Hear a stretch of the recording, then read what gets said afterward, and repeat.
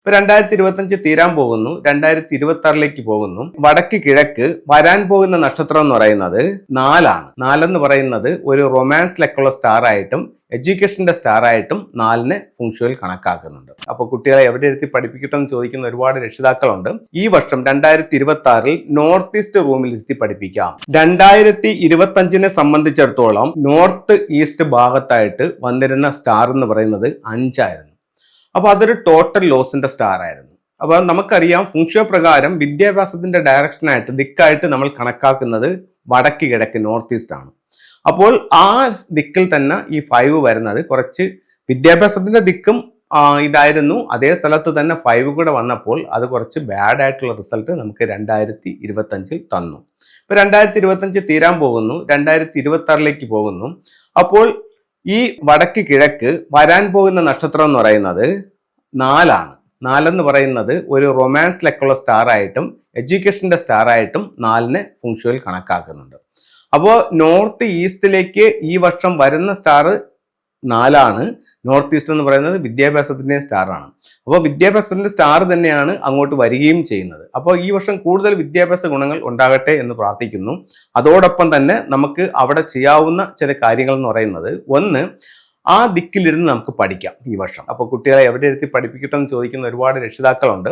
അപ്പോൾ അവരെ സംബന്ധിച്ചിടത്തോളം ഈ വർഷം 2026 നോർത്ത് ഈസ്റ്റ് റൂമിൽ ഇരുത്തി പഠിപ്പിക്കാം. അതുപോലെ തന്നെ വീടിന്റെ സെൻട്രൽ ഭാഗത്തും ഈ വർഷം ഹാളിൽ സെൻട്രൽ ഭാഗത്ത് ഏത് മുറിയാണോ അവിടെ ഇരുത്തിയും ഈ വർഷം പഠിപ്പിക്കാം. ഈ 2 സ്ഥലത്തും വിദ്യാഭ്യാസത്തിന് അനുയോജ്യമായിട്ടുള്ള നക്ഷത്രങ്ങൾ വന്നു നിൽക്കുന്നുണ്ട്. അതുപോലെ സൗത്ത് ഈസ്റ്റിലും നിൽക്കുന്ന സ്റ്റാർ നല്ലൊരു സ്റ്റാർ ആണ്, അവിടെ നിങ്ങൾക്ക് ഉപയോഗിക്കാം. പക്ഷേ കൂടുതലായിട്ടും ഇതിന് വിദ്യാഭ്യാസം എന്ന് പറയുന്നത് ഈ പറയപ്പെടുന്ന നോർത്ത് ഈസ്റ്റും സെൻട്രൽ ഭാഗത്തുമാണ് 2026നെ സംബന്ധിച്ചിടത്തോളം.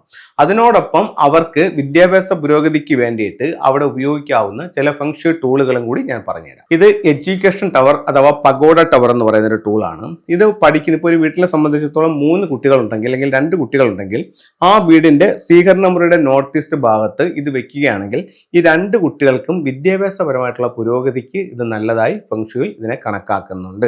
ഇത് ഒരു ക്രിസ്റ്റൽ ഗ്ലോബ് ആണ്. ഇത് നമുക്ക് വിദ്യാഭ്യാസത്തിന് വേണ്ടിയിട്ട് ഉപയോഗിക്കാം. ഇത് നമുക്ക് എഡ്യൂക്കേഷൻ ടവർ വെച്ച അതേ ഡയറക്ഷനിൽ തന്നെ നമുക്ക് നോർത്ത് ഈസ്റ്റിലോ അല്ലെങ്കിൽ വീടിന്റെ സ്വീകരണ മുറിയുടെ നോർത്ത് ഈസ്റ്റിലോ അല്ലെങ്കിൽ നമുക്ക് കുട്ടികൾ പഠിക്കുന്ന ടേബിളിന്റെ നോർത്ത് ഈസ്റ്റിലോ ക്രിസ്റ്റലിന്റെ ഗ്ലോബ് വെക്കാവുന്നതാണ്. ഇത് ഡ്രാഗൺ ഗേറ്റ് ആണ്. കുട്ടികൾ കിടക്കുന്ന റൂമിന്റെ ഡോറിന്റെ മുകളിലായിട്ട് ഇതിനെ നമുക്ക് സ്ഥാപിക്കാവുന്നതാണ്. ഇത് ഒരു വൈറ്റ് ക്രിസ്റ്റലിന്റെ ബ്രേസ്ലെറ്റ് ആണ്. വിദ്യാഭ്യാസപരമായിട്ടുള്ള പുരോഗതിക്ക് വേണ്ടിയിട്ട് ഇത് കുട്ടികൾക്ക് ധരിക്കാവുന്നതാണ്. ആൺകുട്ടികളാണെങ്കിൽ റൈറ്റ് ഹാൻഡിലും പെൺകുട്ടികളാണെങ്കിൽ ലെഫ്റ്റ് ഹാൻഡിലും ധരിക്കാം. അതുപോലെ ഇതിന്റെ മാല നമുക്ക് കിട്ടുന്നതാണ്. മാലയെ നിങ്ങൾക്ക് ഉപയോഗിക്കാവുന്നതാണ്. ഇത് ഇതിന്റെ ഒരു ലോക്കറ്റ് ആണ്. അപ്പൊ ഇതിനകത്ത് ചിലർ ഇത് നമ്മുടെ കയ്യിൽ നിന്ന് വാങ്ങിച്ചിട്ട് വിളിച്ചിട്ട് പറഞ്ഞു, സാറേ ഇതിനകത്ത് ചെറിയ പൊട്ടലുണ്ട്, ചിമ്മലുണ്ട് എന്നൊക്കെ പറയുന്നവരുണ്ട്.